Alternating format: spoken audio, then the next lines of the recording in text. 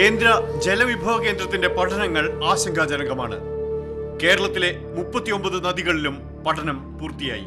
നെയ്യാറും പമ്പയും മീനച്ചിലാറും പെരിയാറും ചാലിയാറും കബനിയുമെല്ലാം വെള്ളം ശുദ്ധീകരിച്ചാൽ പോലും ഉപയോഗിക്കാൻ പറ്റാത്തത്ര മലിനമാവുകയാണ്.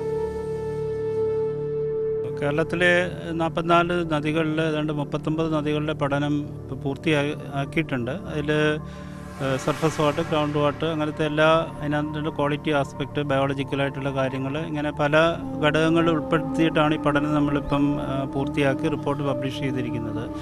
ഇതിൽ നമുക്ക് കാണാൻ പറ്റുന്ന ഒരു പ്രധാന കാരണം എന്ന് പറഞ്ഞാൽ പാരിസ്ഥിതികമായിട്ട് ഒരുപാട് പ്രശ്നങ്ങൾ ഈ നദികൾ നേരിടുന്നുണ്ട്, പ്രത്യേകിച്ച് താഴോട്ട് വരുമ്പോൾ.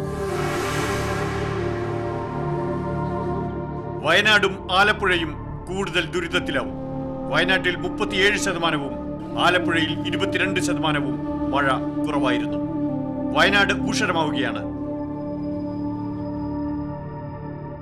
കഴിഞ്ഞ 1.5 പതിറ്റാണ്ടിനിടെ സംസ്ഥാനത്ത് നെൽവയലുകളുടെ വിസ്തൃതി 8 ലക്ഷം ഹെക്ടറിൽ നിന്ന് 1.25 ലക്ഷം ഹെക്ടറായി കുറഞ്ഞു. 6 പതിറ്റാണ്ട് മുമ്പ് കേരളം രൂപം കൊള്ളുമ്പോഴുണ്ടായിരുന്ന വനസമ്പത്തിന്റെ 29% മാത്രമേ ഇന്ന് അവശേഷിക്കുന്നുള്ളൂ.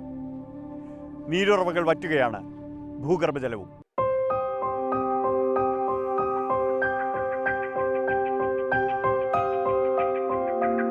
ഒരു തുള്ളി കുടിവെള്ളത്തിനായി അടിയന്തര നടപടികൾ സർക്കാർ ഇപ്പോഴേ സ്വീകരിക്കേണ്ടി വരുമെന്നാണ് വിദഗ്ധരുടെ മുന്നറിയിപ്പ്.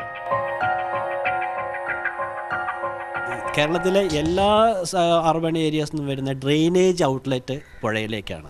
അപ്പോൾ അതുകൊണ്ട് തന്നെ പുഴയിലെ വെള്ളത്തിൻ്റെ കുറവും ഈ ഔട്ട്ലെറ്റിൽ നമ്മൾ വരുന്ന ആ കോൺസെൻട്രേഷൻ അന്നും ഇന്നും, കാരണം വെള്ളം കൂടുതലുള്ള സമയത്തും വെള്ളം കുറവുള്ള സമയത്തും ഒരേ കോൺസെൻട്രേഷനാണ്. പക്ഷേ വെള്ളത്തിൻ്റെ കുറവുണ്ടാകുന്ന സമയത്ത് അത് വെള്ളത്തിൽ ഡയലൂഷൻ സംഭവിക്കുന്നില്ല. അതുകൊണ്ട് തന്നെ പൊല്യൂഷൻ റേറ്റ് കൂടുന്നതാണ്. ഇത് ഒരു ഭീകരമായ ഒരു സ്ഥിതിവിശേഷത്തിലേക്ക് തടയണകളും കിണറുകളും കുളങ്ങളും രക്ഷിച്ചാൽ മാത്രം തീരില്ല ദുരിതം. വരുന്ന വേനലിൽ ശേഷിക്കുന്ന വെള്ളം കൂടുതൽ മലിനമാകും. മലയാളി കുടിവെള്ളത്തിന്റെ വിലയറിയും. വൈദ്യുതി നിലയ്ക്കും. കൃഷി ഉണങ്ങും. വരൾച്ച അറിയാൻ പോവുകയാണ് നാം ഓരോരുത്തരും.